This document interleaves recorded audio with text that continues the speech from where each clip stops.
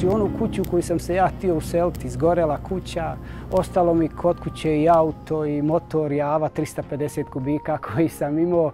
To je nešto bilo u to vrijeme, zaista najveći motor u Kalesiji. Znači tad je rat za mene počeo. Onda smo se počeli samo organizovati. Nekakve seoske jedinice koje su više ličile onako na nekakav vašer nego na vojsku, bez oružja, nešto lovačkih pušaka, pištolja, ali uglavnom je bilo bez oružja.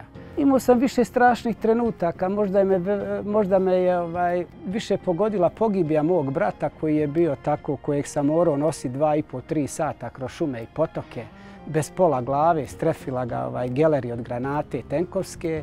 Znači to mi je bio ovako jako težak trenutak. Nisam osjećao tu težinu nekakvu koliko mi je još teže padalo što sam morao ja da obavijestim njegove roditelje, odnosno svoje roditelje da su izgubili sina, pa da obavijestim njegovu suprugu koja je imala 2 blizanca, baš im u taj dan bio 3. rođendan. A onda imao sam i teški trenutaka kad sam bio pogotovo ranjen gelerom od ručne bombe. Kad sam izašao iz kome, već sam se probudio. Pred menom je bio doktor Jurić i otac mi je bio brat i 2-3 borca, jer pustili su i u intenzivnu njegu iz razloga kao ovaj je otpisan i možete da ga vidite možda posljednji put.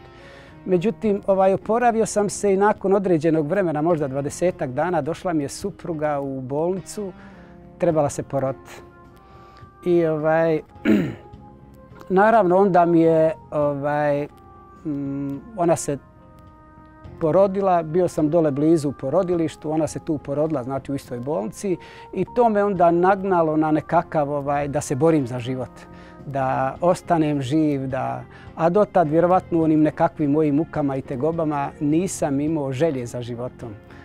Očekivao sam i Boga sam molio da što prije izumrem i tako dalje. Međutim, kad se sin rodio u toj bolnici, onda se situacija malo krenula i probudila se nekakva želja u meni da još poživim. Nikad nisam suze pustio u ratu, znači u tim teškim trenucima.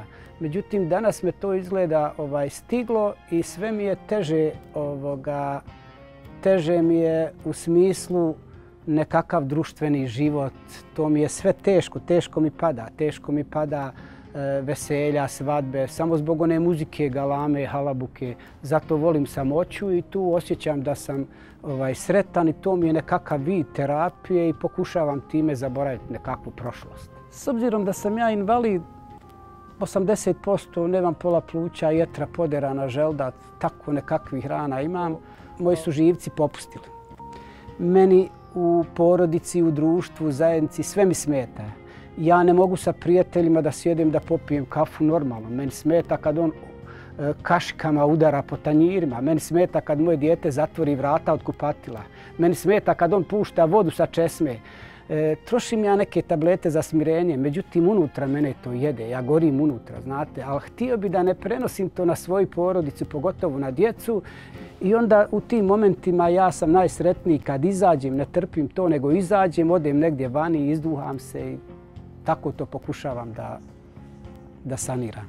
Svakako moj cilj je da na mlađi naraštaj, na djecu prenesem svoja neka iskustva iz rata koja nisu dobra i koja nikome ne bi želio da se ponove.